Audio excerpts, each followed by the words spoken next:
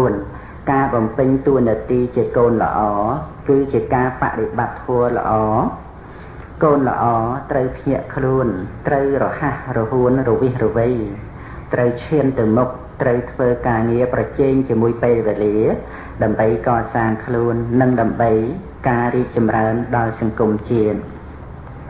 5. អបាយមុខគ្រឿងញៀនជាផ្លូវនៃសេចក្តីវិន័យសម្រាប់ជីវិតកូនមេឪពុកត្រូវដើរតាមផ្លូវព្រះកុំដើរតាមផ្លូវរបស់មេការងារសុចរិតជាការងារថ្លៃថ្នូរមានកិត្តិយសកូនត្រូវចេះពិចារណាដោយខ្លួនឯងដាស់តឿនខ្លួនឯងកុំលេះលោះកុំទម្រុន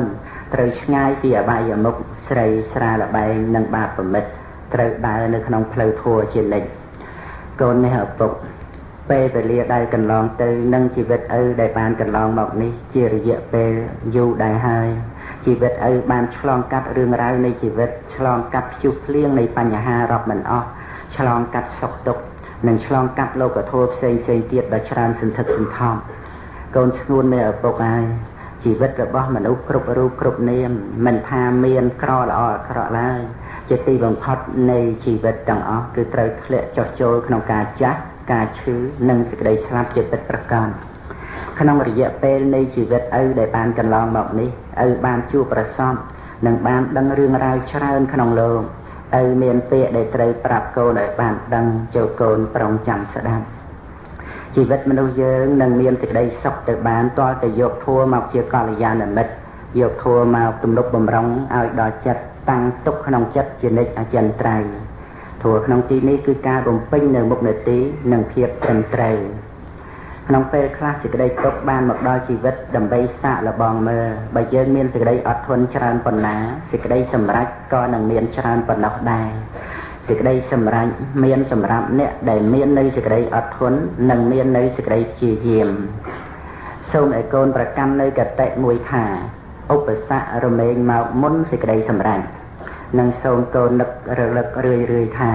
សេចក្តីសុខឬសេចក្តីទុក្ខកើតឡើងពីការធ្វើរបស់យើងទាំងអស់ឪពុកសូមឲ្យកូនធ្វើតែអំពើល្អដល់ពេលចិត្តស្លាប់ចិត្តរបស់កូនមិនមានទុក្ខមិនមានសៅហ្មងឡើយព្រោះការគិតរបស់មនុស្សចិត្តស្លាប់ការបើបាបច្រើនការគិតក៏នាំយកសេចក្តីក្តៅក្រហាយមកដុតរលចិត្តតែបើធ្វើល្អច្រើនការគិតក៏នាំយកសេចក្តីរីករាយមកប្រោះព្រំឲ្យចិត្តត្បិតឃើញនៅអំពើដ៏បរិសុទ្ធរបស់ខ្លួនអ្នកធ្វើល្អរស់នៅក៏បានល្អស្លាប់ទៅក៏បានល្អមិនមានអ្វីដែលត្រូវកង្វល់ឡើយកូនមេឪពុកផ្កាឈើជាទីពេញចិត្តនៃមេឃ្មុំយ៉ាងណារបស់ស្អុយទាំងឡាយមានលាមកនិងសាកសពជាដើមក៏ជាទីពេញចិត្តនៃសត្វរុយយ៉ាងនោះដែរបើកូនសម្លាញ់របស់ឪពុកមានកាយកម្មល្អមានវាចាល្អនិងមានចិត្តល្អរមែងប្រៀបដូចជាផ្កាឈើតែបើកូនមានកាយកម្មមិនល្អវាចាមិនល្អនិងចិត្តមិនល្អទេកូនក៏ប្រៀបបាននឹងរបស់ដែលស្អុយដែរកូនមេឪពុកក៏បីជ្រើសយកដោយខ្លួនឯងតែកូនត្រូវការឲ្យរុយវារោមឬត្រូវឲ្យឃ្មុំមកក្រេបបើកូនត្រូវការឲ្យឃ្មុំមកទុំក្រេបកូនត្រូវបប្រតិបត្តិខ្លួនឲ្យមានកាយកម្មល្អស្អាតវាចាល្អស្អាតនិងចិត្តល្អស្អាតពោលគឺ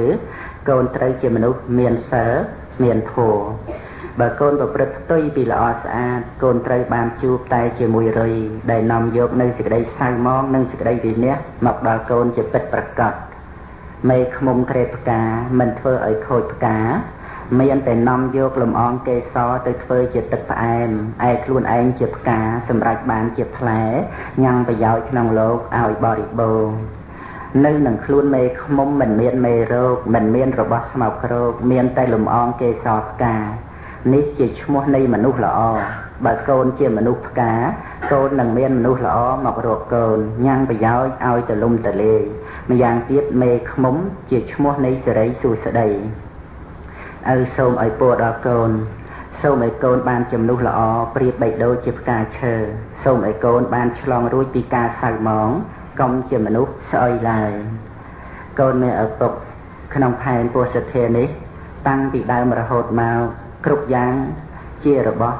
គូគ្នាមានងងឹតមានភ្លឺមានល្អមានអាក្រក់ប្រសិនបើឲ្យរើសចំពោះរបស់ដែលខ្លួនឯងពេញចិត្តហើយគ្រប់គ្នារមែងប្រាថ្នាតែរបស់ដែលល្អតែតាមពិតសេចក្តីប្រាថ្នានោះ គឺតលតែមានការប្រព្រឹត្តឲ្យបានត្រឹមត្រូវទើបអាចសម្រេចនៅសេចក្តីល្អបានការដើរផ្លូវពោលគឺការប្រព្រឹត្តដើម្បីឲ្យបានទៅដល់សេចក្តីល្អសមតាមបំណងប្រាថ្នាគឺការស្រឡាញ់អ្នកដទៃជាការស្រឡាញ់ដោយសេចក្តីរាប់អានស្រឡាញ់ដោយមេត្តាព្រោះថាការស្រឡាញ់អ្នកដទៃបែបនេះអាចដោះស្រាយនៅបញ្ហាបានធ្វើឲ្យលោកនេះមានតែសុខសន្តិភាពមេត្តាជាធម៌សាងលោកនិងទ្រទ្រង់លោកការស្រឡាញ់អ្នកដទៃដោយធម៌មេត្តានឹងកើតឡើងបានឪពុកសូមប្រាប់ដល់កូនដូចតទៅ1សូមឲ្យកូនសម្លឹងមើលអ្នកដទៃថាជាមិត្តរួមកើតរួមចាស់រួមឈឺរួមស្លាប់ជាមួយគ្នាទាំងអស់មិនថាអតីតអនាគតឬបច្ចុប្បន្នឡើយ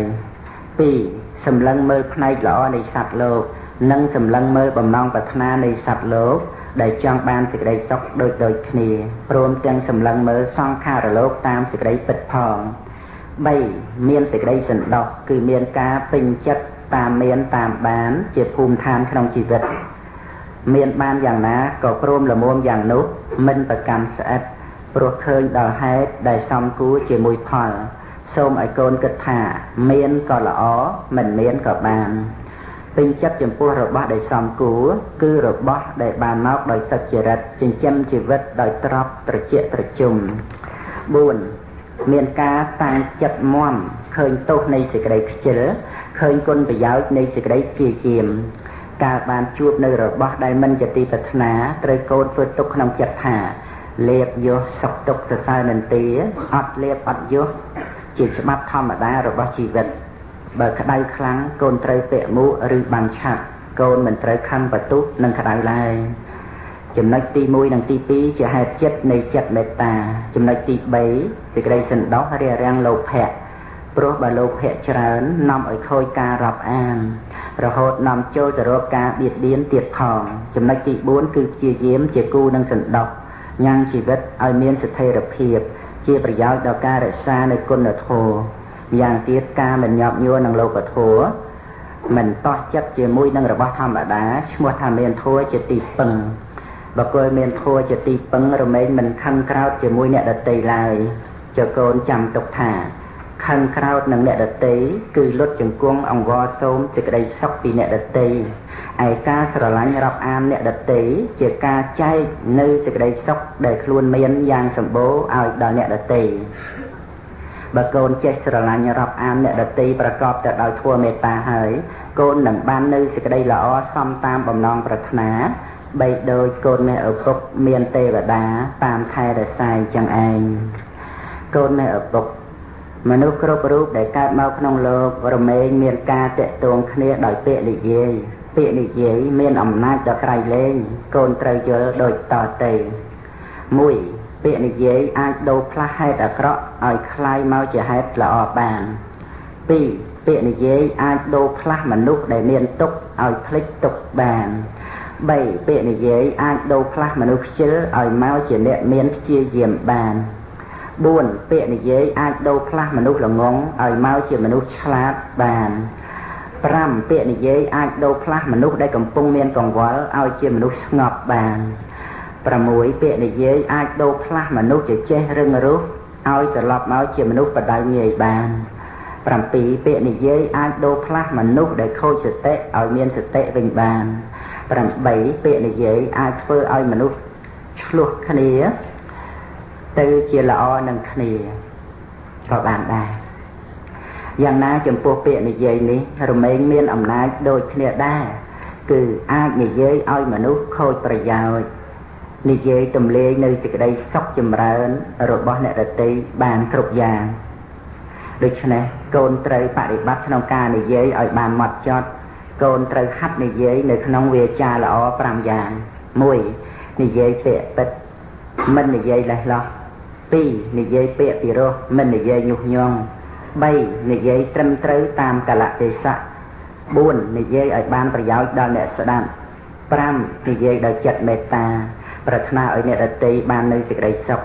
ឬនិយាយដោយចិត្តសប្បុរសស្មោះត្រង់មិននិយាយរបៀបព្រោះពឹសដាក់អ្នកដទៃឡើយកូនម៉ែឪពុកប្រាថ្នាឲ្យកូនបានចូលដល់សេចក្តីល្អ10ប្រការ